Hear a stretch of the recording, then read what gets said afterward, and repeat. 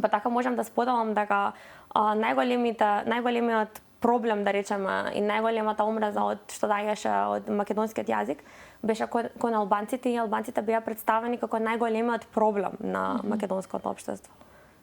Од другата страна можеме да најдеме ист вид на говорна омраза? Од другата страна е малку поразлично.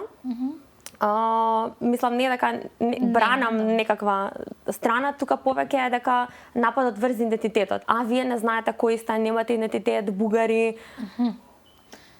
Значи, одиме во две различни смери. Едното е дека албанците сметаат тука во државата, ако ќе кажеме така, или пак најлошото ништо, а од другата страна е делот на историјата, која што знаеме дека со години зборуваме за историјата на Северна Македонија. И ова е многу логично, затоа што делумно од и другите проблеми кои што ги имаме баш се тие. Значи тој идентитет, напад на тој идентитет што го имаме ние со бугарите. Значи, како да кажам, луѓето што продуцираат говорна омраза или имаат за цел да направат поделба, тие ги знаат реалните проблеми.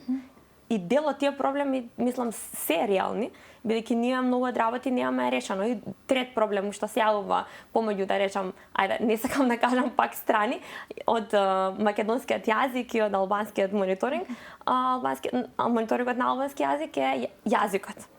Дали треба да имаме двојазични институции, дали не треба и што со тоа?